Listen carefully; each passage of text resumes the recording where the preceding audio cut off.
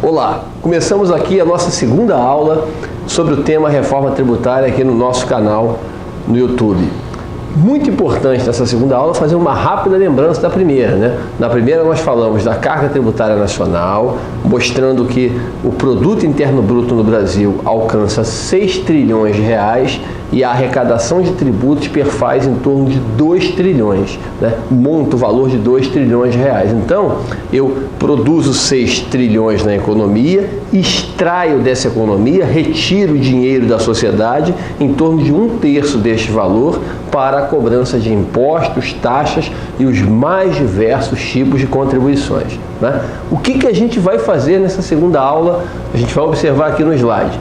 O que a gente vai fazer aqui na segunda aula? Nós vamos mostrar a divisão da arrecadação entre União, Estados e municípios, como está distribuída essa composição, essa estrutura, e o mais importante dessa segunda aula, entender a distribuição dos tributos dentro das 4 caixinhas, né? A tributação sobre a renda, o consumo, a propriedade e os encargos sociais.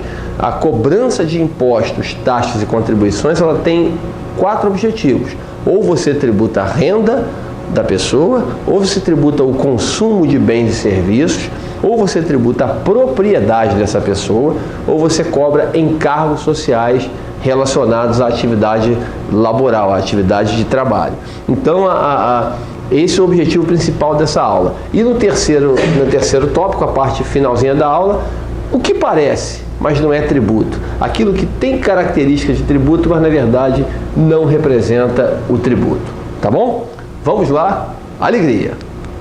Bom, aqui na parte inicial, na divisão da carga tributária, né, a gente observa os seguintes pontos no slide aqui, ó. Tem tributação sobre o consumo de bens e serviços, né? Como é que se dividem os tributos, né? O que é um tributo cobrado sobre o consumo? É muito importante, antes de entrar nas sopas de letrinhas ali, a gente discutir um pouquinho o que é o conceito de cada coisa, né? O que se entende como um tributo cobrado sobre o consumo de bens e serviços? É aquele imposto, aquela contribuição que tem cobrança sobre o valor do produto, sobre a venda do produto. Então, por exemplo, comprei um sorvete, paguei R$5 no sorvete. Sobre aquele sorvete tem 18% de ICMS. Então o ICMS é o imposto sobre o consumo. A empresa que me vendeu teve que pagar uma contribuição chamada COFINS, Contribuição para Financiamento da Seguridade Social. Ela pagou 3% sobre aquela receita. Então, afetou o preço final do sorvete. Na hora de montar o preço de venda, a empresa que me vendeu o produto, ela embutiu, ela colocou aquele imposto que ela pagou sobre a receita, aquela contribuição, sobre o preço do produto. Então a gente entende na análise do sistema tributário que este tributo, este imposto, esta contribuição, ela é cobrada sobre o consumo de bens e serviços. Tudo que é cobrado sobre a receita bruta das empresas, sobre a venda de mercadorias, a venda de serviços, é caracterizado como um imposto ou uma contribuição sobre o consumo. O ISS, por exemplo, você se hospeda no hotel, paga R$200 de diária, tem 5% de ISS, dá R$10. Ora, os R$10 estão incluídos nos R$200 que você pagou. Logicamente, você pagou R$190 pela diária do hotel, mais R$10 do ISS. Isso é o imposto sobre o consumo. Tributação sobre a renda. O que é tributação sobre a renda? Tributação sobre a renda é aquilo que é cobrado sobre o seu salário, a sua remuneração, o que você obteve de rendimentos de qualquer tipo. Então, por exemplo, eu ganhei 3.000 de salário, vai ter uma tributação de imposto de renda. Imposto de renda cobrado sobre o salário. E no caso da empresa, o lucro, né? O lucro que a empresa paga, o imposto que a empresa paga sobre o seu lucro é um tributo sobre a renda. Patrimônio, propriedade, você paga imposto por ter um automóvel, né? Você tem um automóvel, então anualmente você tem que pagar um imposto de propriedade de veículos automotores, o IPVA. Você comprou um imóvel, você tem que pagar um imposto pela transmissão do bem imóvel, né? O comprador tem que pagar esse ITBI. Então é um imposto sobre patrimônio, propriedade. E a folha de salários. Folha de salários é o quê? O INSS, que você paga sobre o teu salário, né? E também o que a empresa recolhe lá sobre a folha de pagamento. A empresa paga R$1.000 ao empregado, o empregado desconta um percentual e a empresa paga outro percentual. A empresa paga 20% sobre esses R$1.000. Então, é muito importante fazer essa segregação no início, né? O que é um tributo sobre a renda, o que é um imposto, uma contribuição sobre o consumo, sobre a propriedade, sobre a folha de pagamento, a folha de salários e outros que seriam basicamente transações financeiras, né? Por exemplo, imposto sobre movimentação financeira, na verdade, é um misto de consumo e renda, é mais fora dessa linha, a gente bota em outros, deixaria num item chamado outros. Em relação à arrecadação, é importante observar aqui no slide o seguinte: a União centraliza a arrecadação de impostos e contribuições no Brasil hoje, né? A gente observa que a União arrecada mais de 2/3 da carga tributária nacional, 68,3% de impostos, taxas e contribuições. Esse percentual é arrecadado pelo governo federal. Os estados arrecadam 25%, quer dizer, arrecadam 1/4 mais ou menos do total de tributos cobrados no Brasil.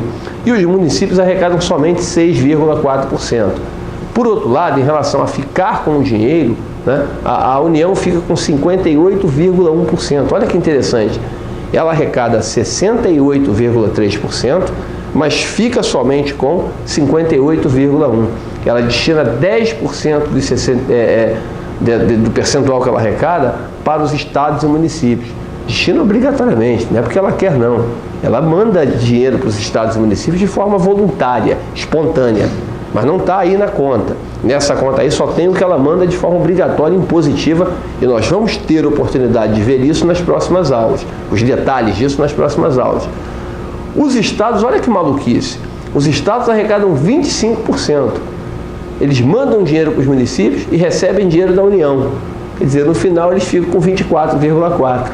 Quer dizer, eles arrecadam 20%, mandam uns 5%, 6% para os municípios e recebem da União outros 5%, 6%. Conclusão, ficam quase com a mesma coisa. Mas, na verdade, num processo complexo de distribuição de dinheiro para lá e para cá. E os municípios, eles arrecadam 6,4%, mas eles ficam no final com 17,5% do produto total dos tributos arrecadados no Brasil. Tá bom? Vamos dar sequência. Aí, aqui na sequência, vamos fazer o entendimento, a análise agora dos tributos cobrados sobre o consumo de bens e serviços, né? E aí vamos observar aqui, observem na sopa de letrinhas, vamos para o slide aqui, dar uma olhada no slide, observem na sopa de letrinhas aqui que nós temos o tripé, os primeiros 3 itens aqui, né?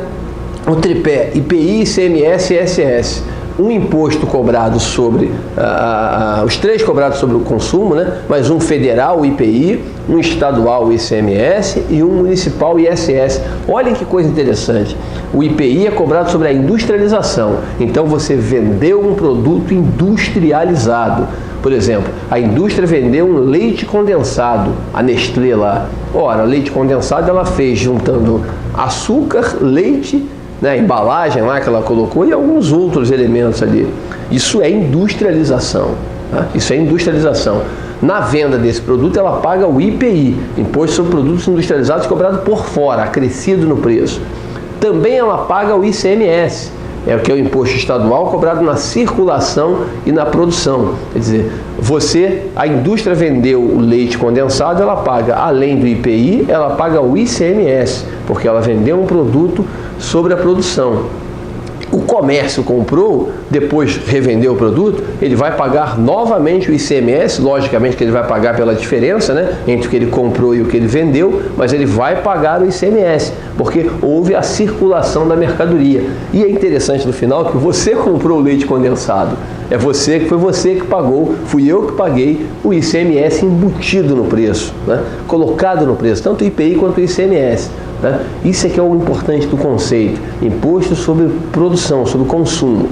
O ISS é imposto cobrado pelos municípios sobre a prestação de serviços em geral, né? O ICMS, imposto sobre circulação, não, o nome completo não é esse não, é imposto sobre operações relativas à circulação de mercadorias e serviços de transporte interestadual, intermunicipal e de comunicações. É um nome mais amplo que a sigla permite alcançar. Então ele pega, além das mercadorias, ele pega poucos serviços. Serviço de transporte interestadual, intermunicipal, quer dizer, o ônibus que sai do Rio para São Paulo, ele não paga ISS, ele paga ICMS. Agora, se eu pegar aqui o 363, que vai da Praça 15 até a Vila Valqueire, a empresa de ônibus paga o ISS, porque o transporte foi municipal. Se pegar um ônibus na Praça 15 aqui no Rio de Janeiro e ele for até a cidade de Niterói, o imposto cobrado é o ICMS, já que a viagem é intermunicipal, entre os municípios e entre os estados, quer dizer, intermunicipal e interestadual, ICMS. Dentro do próprio município, ISS. Então, o ISS é cobrado pelos municípios na prestação de serviços. Além desse tripé aqui, você tem o imposto sobre a importação de produtos do exterior.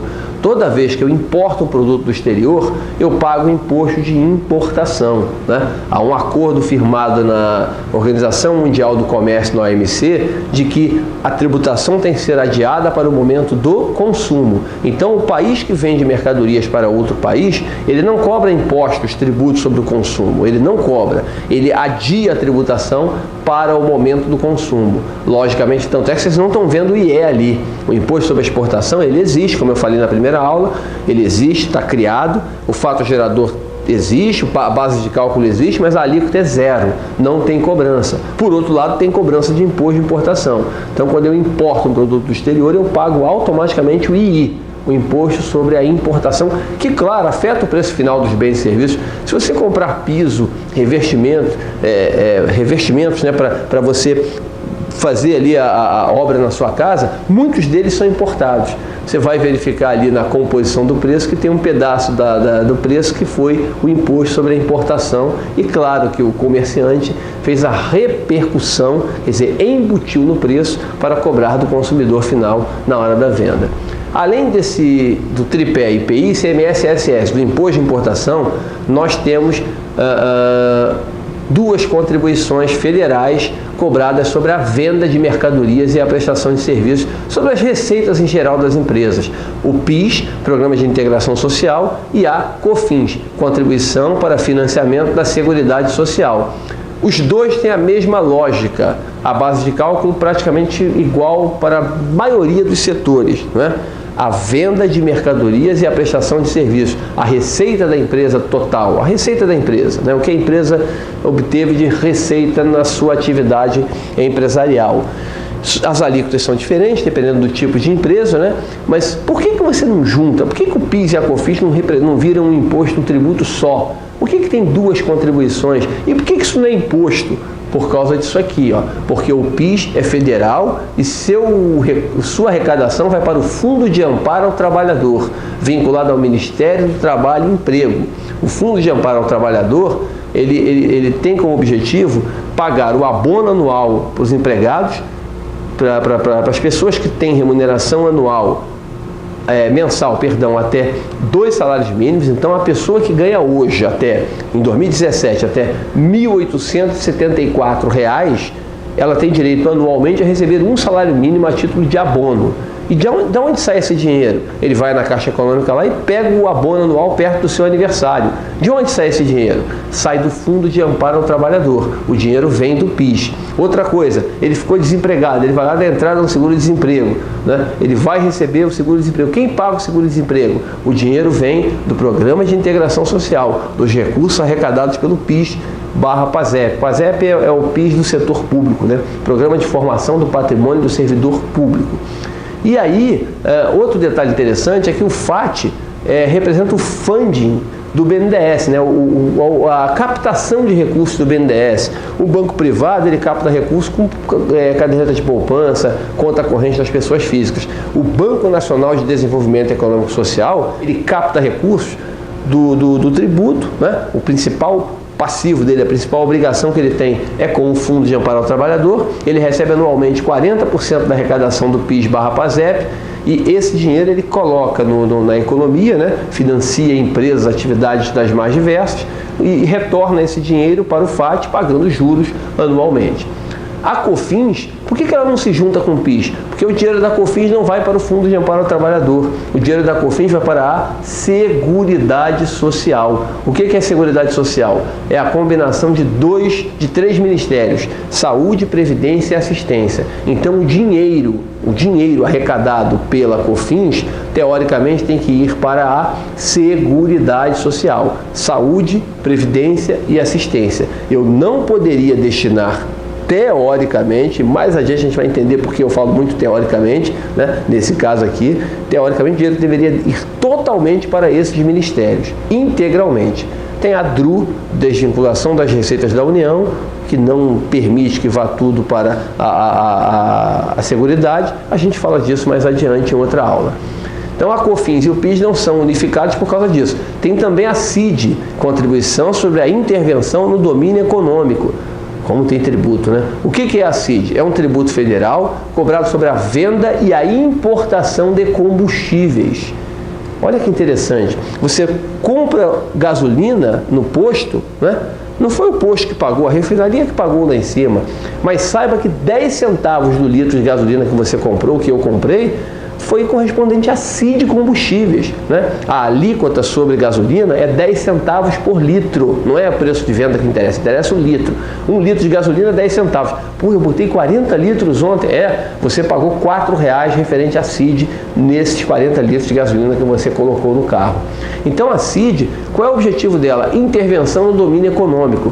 O objetivo dela é intervir na atividade econômica. O dinheiro da CID vai para onde? O dinheiro da CID vai para programas de transporte, infraestrutura de transporte. Por exemplo, você vai fazer uma rodovia federal, você pode usar o dinheiro da CID nessa construção da rodovia federal. Você vai construir o metrô de uma determinada cidade, você pode usar o recurso da CID, da Contribuição sobre a Intervenção no Domínio Econômico. Para programas ambientais. Por que programas ambientais? Porque o combustível, teoricamente, polui o meio ambiente. Então, programas de melhora do meio ambiente, né, de melhoria do meio ambiente. Então, programas ambientais e para subsídio ao preço de combustíveis, né? Por exemplo, do gás de cozinha, do botijão, né?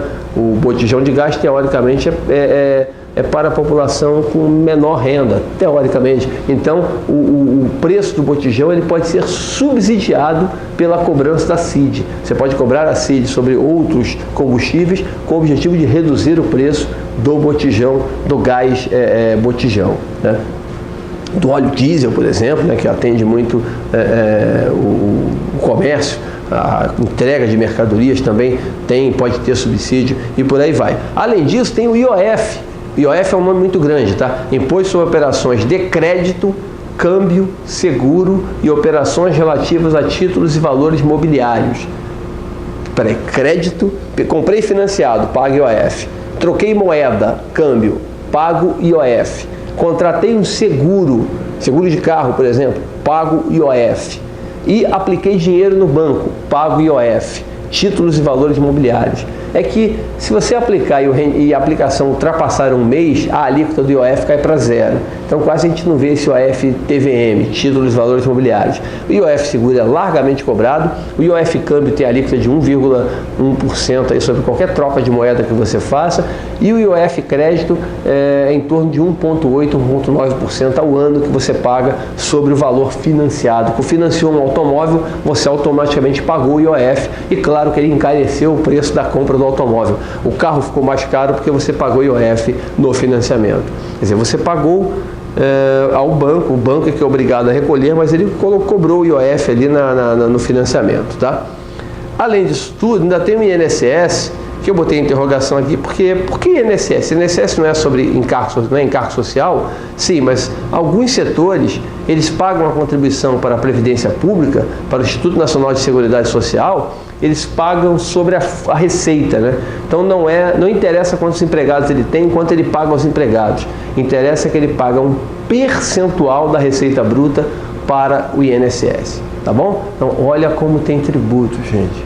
Olha como tem tributo. Quando você fala assim, na conta de energia tem 50% de tributação de imposto. É por quê? Porque tem esses tributos todos ali na conta de energia. Todos eles não, mas na conta de energia, por exemplo, tem ICMS, tem PIS, tem COFINS, né? No preço da gasolina tem ICMS, tem COFINS, tem PIS e tem a CID Combustíveis.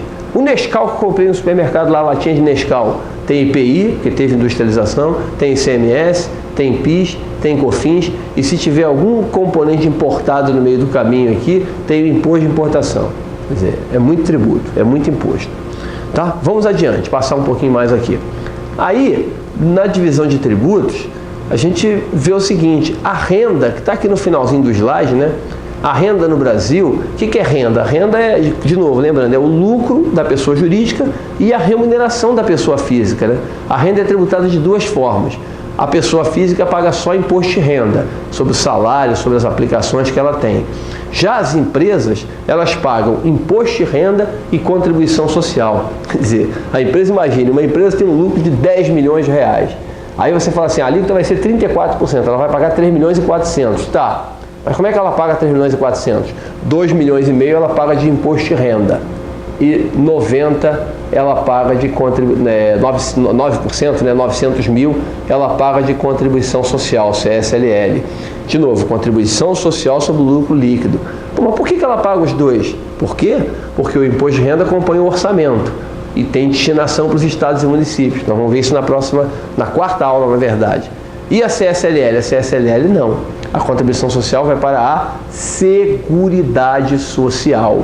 Eu falei na primeira aula, estou repetindo aqui. Ela integra a Seguridade Social, o seu dinheiro não é destinado para o orçamento geral. Ela tem uma destinação específica para saúde, previdência e assistência. Você tem dois tributos porque você não consegue repartir o dinheiro da forma adequada. Aí vai criando esse monstrengo que é o nosso sistema tributário nacional.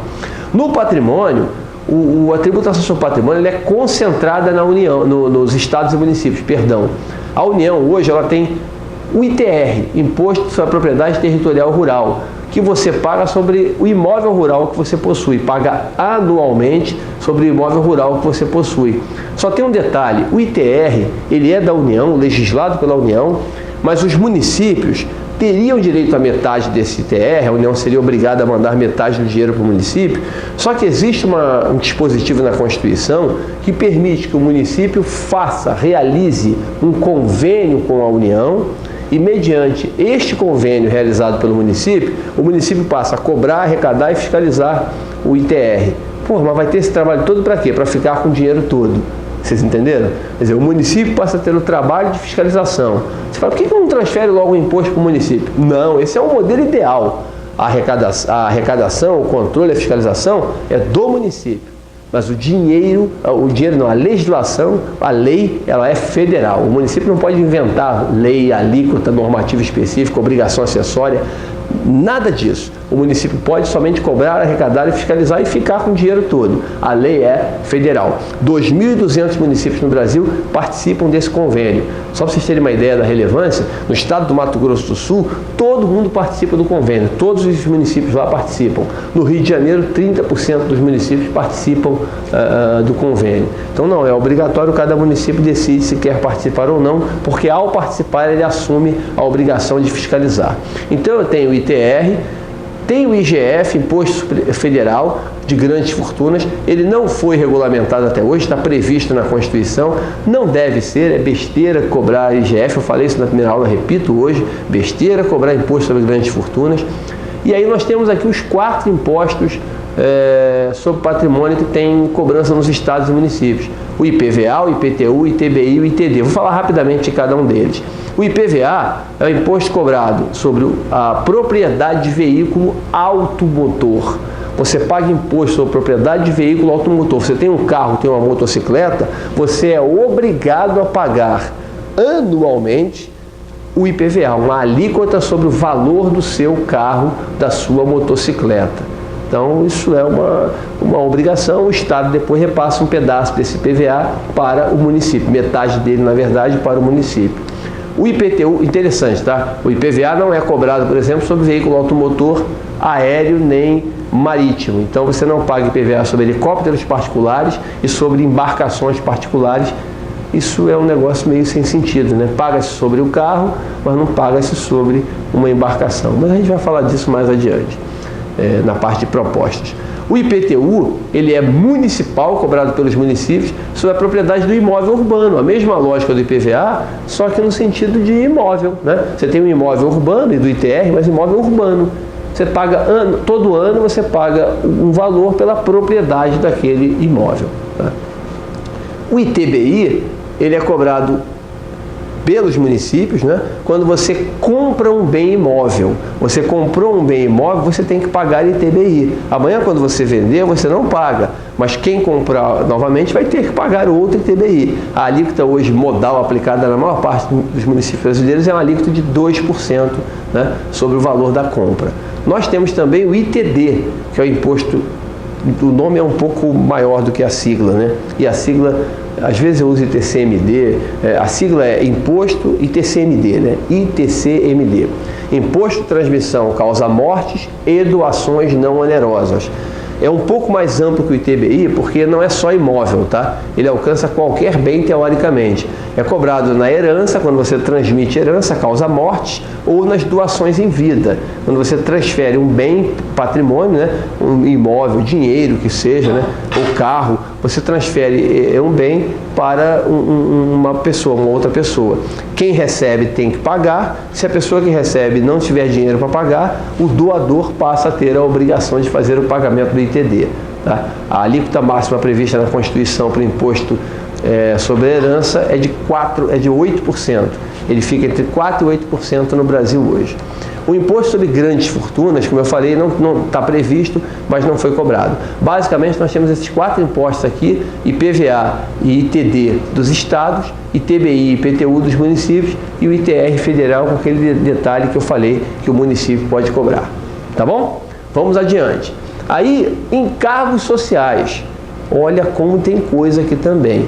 Encargos sociais, o principal encargo social cobrado no Brasil é a contribuição previdenciária pública, é o INSS, né? A empresa é obrigada a pagar 20% referente à remuneração total que ela paga ao empregado. Então, se o empregado recebe 10 mil reais, por exemplo, ele vai pagar o seu INSS lá, descontado na folha, em torno de 600 reais mais ou menos.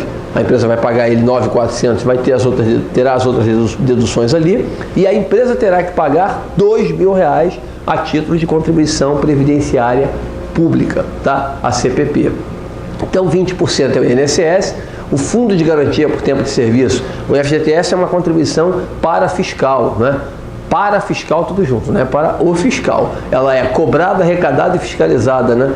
Pelo ente estatal, no caso a União, que designa a Caixa Econômica para fazer o gerenciamento desses recursos, desse dinheiro, né, o gerenciamento do dinheiro do FGTS, mas a conta, o dinheiro do Fundo de Garantia pertence efetivamente, não é de forma abstrata, a cada um de nós. Cada um de nós tem uma conta corrente individual, tem um saldo na conta corrente lá, tanto é que vocês estão vendo agora, né, liberaram as contas inativas, as pessoas estão podendo sacar recursos do Fundo de Garantia por Tempo de Serviço. Então, contribuição para fiscal é isso, cobrada, arrecadada e fiscalizada pelo ente estatal, mas o dinheiro pertence efetivamente a cada um de nós.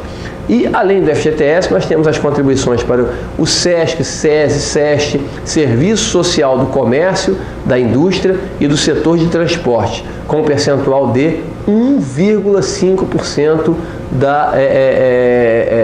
da folha de pagamento. Então a empresa comercial é obrigada a pagar 1,5% a título de SESC, a industrial paga 1,5% a título de SESI e por aí vai. As empresas comerciais, industriais e de serviços também, elas pagam a contribuição para o SENAI, Serviço Nacional de Aprendizagem da Indústria, Serviço Nacional de Aprendizagem do Comércio e Serviço Nacional de Aprendizagem do setor de transporte e do setor rural, né, com 1% da folha de pagamento. Então, na verdade, é mais uma contribuição, você paga o SESC e paga o SENAC, a indústria paga o SESI e o SENAI, 1,5% para o SESC, 1% para o SENAC. tá? Sobre a folha de pagamento. Além disso, todas as empresas são obrigadas a pagar 0,6% para o Sebrae e todas as empresas são obrigadas a pagar 0,2% para o INCRA. O Sebrae atende a apoio, né, às microempresas e empresas de pequeno porte. O INCRA, Instituto Nacional de Colonização e Reforma Agrária, dá apoio à atividade rural no Brasil. Tem o salário educação ainda, cujos recursos são direcionados aos estados normalmente, né? A arrecadação é 2,5% da folha de pagamento, cobrado todo mês, 2,5% da folha para o salário educação, e tem um seguro de acidente de trabalho ou risco de acidente de trabalho, que varia entre 1% e 3%, que é um percentual que a empresa paga, que acrescenta ao INSS, né, referente à periculosidade, à insalubridade das condições de trabalho. Então, o empregado do escritório, por exemplo, a empresa vai pagar 1%. O empregado que trabalha, por exemplo, limpando janela, pendurado no andaime, numa cadeira ali, ele tem um risco muito maior, ele vai pagar o percentual máximo, aí no caso 3%, e tem alguns detalhes a mais que nós não vamos entrar aqui em relação ao risco de acidente de trabalho. Mas percebam que isso aí compõe um conjunto de encargos sociais cobrados sobre a folha de pagamento, tá? Aí, mais um itemzinho para fechar essa parte da aula de hoje. O que não é tributo? Pô, a gente viu tributo que não acaba mais, né? Imposto, taxa, contribuição pra caramba. O que não é tributo, mas parece? Vamos lá. Multa por atraso no pagamento de tributos. Você vai pagar o imposto de renda atrasado. Tem multa, tem juros. Isso é tributo? Não. É só o principal que entra na carga tributária nacional. Naqueles quase 2 trilhões que nós pagamos de tributos no Brasil, não tem as multas. Multa por infração não fiscal. Você tomou uma multa de trânsito. Para você isso é imposto. Foi o guarda que te multou, foi o poder público que te multou, mas na verdade não entra na carga tributária. A multa é caracterizada como uma infração dos mais diversos tipos. A multa de trânsito, a multa ambiental, a multa do CAD, né, da parte de concorrência e por aí vai. Ela não é caracterizada como tributo. O pedágio, você passa na linha amarela, você passa na ponte de Rio-Niterói, você paga pedágio. Aí você fala, isso é imposto, tributo não é. O pedágio você não é obrigado a passar. Ele não tem aquela característica básica de tributo que é a obrigatoriedade, a compulsoriedade no termo técnico, né? Ele não é obrigatório, então ele não é caracterizado como tributo. Você passa se quiser, então na verdade não entra, mas para o contribuinte é como se fosse. Tarifas e preços públicos, conta de água, energia, isso não é tributo. Isso está tendo um serviço prestado pelo poder público ou por um concessionário e a gente está pagando por isso. Estacionamentos públicos. Você parou na região dos lagos, tem muito isso, né? Você para lá, vem o guardinha lá, o atendente lá do município, te cobra, aquele recurso é do município, mas é um serviço prestado, você não é obrigado a parar ali, você pode parar no estacionamento particular, você parou ali porque quis, então não entra na carga tributária nacional. O laudêmio existe em imóveis localizados na orla marítima normalmente, ou que pertencem à marinha, né, o tal do foro lá. O laudêmio é que uma parte do imóvel de algumas regiões não é sua, é um pedaço que pertence, na verdade, como se pertencesse ao governo. Então, toda vez que você vende um imóvel, você tem que fazer o pagamento do laudêmio ao proprietário efetivo ali daquele imóvel, que não é você efetivamente que está comprando, que está vendendo ali, é o poder público. Tá? Então, olha como tem tributo, como tem coisa que parece tributo, mas na verdade não é. Fechamos a aula de hoje. Eu prometi que ia ficar em torno de 30 minutos. A ideia dessa segunda aula é ficar nessa faixa aí da meia hora. O que a gente vai ver na aula 3, né? Na terceiro encontro? O Brasil e os países da OCDE, Organização da Cooperação e Desenvolvimento Econômico. Como é essa comparação? Nós vamos entender e estudar ali renda, consumo. O objetivo de hoje acho que foi esse, né? Entender bem o que é um tributo sobre a renda, sobre o patrimônio e sobre o consumo. Separar isso, o que é renda, propriedade e consumo, e os encargos sociais. Entendemos isso? Na próxima aula, que eu vou colocar semana que vem, a gente está colocando essa aula hoje, né? Dia 27 de abril, quinta-feira, a gente está colocando essa aula hoje lá no canal. Na semana que vem, lá para terça, quarta-feira, iremos colocar a aula 3, né? Iremos colocar a aula 3, o Brasil e os países da OCDE, como é essa comparação renda, propriedade e consumo. Participem, me ajudem, escrevam a opinião de vocês em relação às aulas, o que vocês acham. É importante ouvir a opinião de vocês, ouvir direcionamento, né, para nos ajudar nesse caminho. Vão ser 20 aulas, então ainda temos 18 pela frente. É muito importante que você participe, opine e principalmente, gente, isso é um assunto que envolve o dia a dia, envolve todos nós no dia a dia. Repasse isso. Passe para o maior número de pessoas possível que você conheça, que você acredita que seja importante obter essa informação. Não é um trabalho técnico, é para contador, para advogado, só para pessoa que tem estudo profundo, que conhece profundamente o modelo. Não, a gente está tentando fazer um trabalho bem didático para que todas as pessoas acessem a informação e entendam como se paga tributo no Brasil hoje. O lema é esse aqui, ó. Quanto pagamos de impostos, por que pagamos e para onde vai o nosso dinheiro. Não deixem de participar, de interagir e também, para quem tiver interesse, o livro Reforma Tributária está aí à venda, editora CRV, basta entrar no site da editora lá, CRV Editora, ou então aqui no IPEC, quem quiser também pode adquirir aqui no IPEC, 2215-8452 é o telefone. Um abraço, alegria.